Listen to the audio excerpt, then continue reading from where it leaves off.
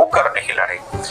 मेरे दोस्तों, यही मैसेज आप सब बच्चों को, सब स्टूडेंट्स को, सब टीचर्स को भी मैं देना चाहता हूँ कि अगर हम एक साथ होकर नहीं लड़ेंगे तो कोई भी लड़ाई हम जीत नहीं पाएंगे। अगर हमें रेलवे रिफॉर्म कराना है, अगर हमें एसएससी रिफॉर्म कराना है, हमें बैंक रिफॉर्म कराना है, स्टेट की वैकेंसी का रिफॉर्म कराना है, और अगर हम अलग अलग रिफॉर्म में बढ़ते चले गए तो फिर ये जो हम व्यवस्था परिवर्तन का मामला उठा रहे हैं कि पूरा एग्जामिनेशन सिस्टम सुधरे, प्रोसेस सुधरे, तो ये नहीं सुधरेगा।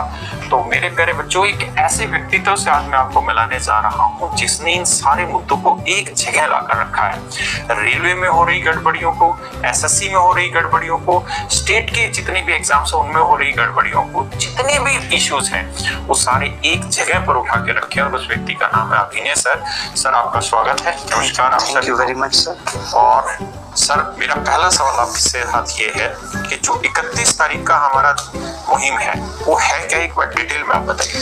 सर, जैसा कि हम लोग इतने सालों से देख रहे हैं कि एग्जाम सिस्टम इतना पूरी तरीके से चरमरा गया है, जहाँ पे हर चीज अपडेट हो रही है, नई संसद बनाई जा रही है क्योंकि पुरानी वाली ओल्ड हो गई थी। हर जगह अपडेशन की जरूरत है। फोन ऐसे आ गए जिनको फोल्ड करके रख लीजिए, हर साल फोन अपडेट हो रहे हैं, सब कुछ अपडेट हो रहा है, लेकिन हमारा एग्जाम सिस्टम डिग्रेड होता जा रहा है। आज से अगर मैं 1 साल पहले की बात करूं तो समस्याएं उतनी नहीं थी, हम किसी और चीज के लिए लड़ रहे थे, और आज 1 साल बाद समस्याएं इतनी बढ़ गई कि हम माउस और कीबोर्ड के लिए लड़ रहे हैं। ये हमारे लिए, इस डिजिटल इंडिया के लिए दुर्भाग्य की बात है कि आज इतनी बड़ी संस्थाएं, चाहे वो एसएससी हो, रेलवे हो, जो ठीक तरीके से भर्तियां नहीं करा पा रही। उसकी वजह यही है कि उनकी मंशा इनको ठीक तरीके से कराने की है नहीं, उनके लिए ये प्रायोरिटी नहीं है।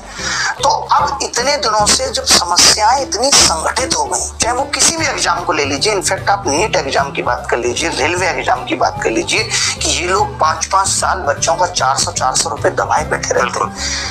आज एडिक्विटी एसएससी में बच्चों के सेंटर 500 किलोमीटर दूर डाल करके और उनसे बस्ता रखने का 100 रुपए ले रही है। यानी हम क्या समझें कि आज का यूथ जो 2 पैसे की नौकरी के लिए सरकार के पास आया था, सरकार और एजेंसियां और आयोग मिलके उसी को लूटना शुरू कर दिया।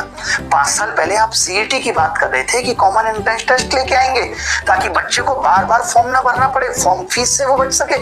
आपने क्या किया? आपको लगा, आपको मजा आने लगा, आपने कहा रेलवे में अलग पैसा वसूलेंगे, एसएससी में अलग पैसा वसूलेंगे, सब में अलग अलग लेवल के करप्शन होंगे, तो अलग तरीके से, यानी आज के यूथ को आपने कमाई का जरिया बना दिया। और जब ये प्रॉब्लम्स इतनी संगठित हो गई तो मुझे ऐसा लगा कि अब बात एसएससी के चेयरमैन से करने से नहीं बनेगी, रेलवे बोर्ड के चेयरमैन से करने से नहीं बनेगी। अब मुझे ऐसा लगता है कि डीओपीटी से बात करनी चाहिए, जितेंद्र सिंह से बात करनी चाहिए, जो पिछले 11 साल से ये मिनिस्ट्री संभाल रहे हैं और फिर भी आज का युवा बेरोजगार बैठा है और उनसे सवाल पूछ रहा है। आप कम नौकरी निकालते चलता, लेकिन आप उन कम नौकरियों को भी ठीक तरीके से नहीं भर पा रहे। आज इतना दुख लगता है कि जहां संसद अपग्रेड हो गई, वह हमारे एसएससी के सेंटर खेतों में खोले जा रहे हैं। ऊपर साड़ियां सूख रही है, नीचे भैंस चुग रही है, 2nd फ्लोर पे डीजे बज रहा है। उस माहौल में बच्चा कैसे एग्जाम दे? इन्होंने कभी सरकारी एग्जाम दिया हो तो इनको पता रहे। बिल्कुल, ये तो अच्छी किस्मत लेके पैदा हुए थे।